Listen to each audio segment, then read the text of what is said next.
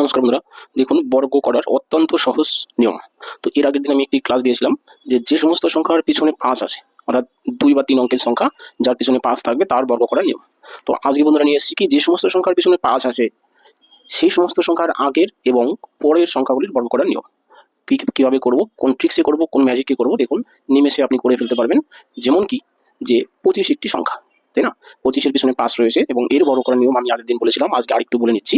যে আমরা 25-এর কি 25-এর এককের অঙ্ক আছে কত 5, আমরা সেই 5-এর বর্গ ডাইরেক্ট লিখে দেবো, 5 5 25।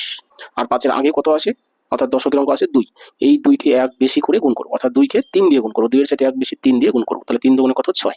এইভাবে পিছনে 5 যুক্ত সংখ্যার আমরা বর্গ করি, তাই না? যেটা আমি আগের দিন একটা ভিডিওতে দিয়েছিলাম।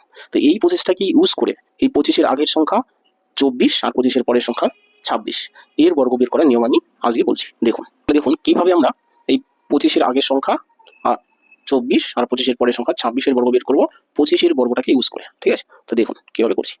আমরা কি করবো, যে 25-এর বর্গ আমাদের জানা আছে কত 625, এই 625কে যদি জানা নাও থাকে আমরা সেই 25-এর বর্গ বের করার নিয়ম আমরা বের করে নিব। 25-এর বর্গ কত 625। এবার 25-এর আগের সংখ্যার বর্গ যদি আমি বের করতে চাই তাহলে বন্ধুরা বিয়োগ করতে হবে, আর পরের সংখ্যা যদি বের করতে চাই তাহলে যোগ করতে হবে। কি যোগ কি বিয়োগ করবো সেটা বলছি। যেহেতু আগের সংখ্যা মানে কি কম, তাই না? আগের সংখ্যা 24, 25-এর থেকে ছোট সংখ্যা, তাই বিয়োগ করবো। আর পরের সংখ্যা কি বেশি, অর্থাৎ বাড়বে, তার জন্য যোগ করবো। এটা আমি বলে দিলাম। আচ্ছা, কত যোগ বিয়োগ করবো দেখুন। 25-এর বর্গটাকে আমরা লিখবো 625, লিখলাম। এর থেকে বিয়োগ করবো কত, দেখুন যেহেতু আমরা 24-এর স্কোয়ার বের করছি, এর থেকে বিয়োগ করবো এই 24 আর 25-এর যোগফল। 24 × 8 ছিল 49, তাই না?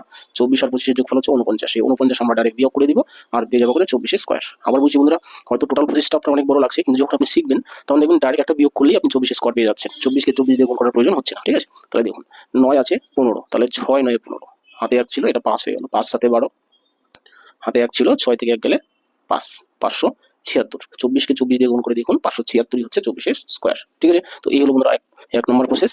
এরপরে চলে আসি 26-এর স্কোয়ার আমরা কিভাবে বের করবো।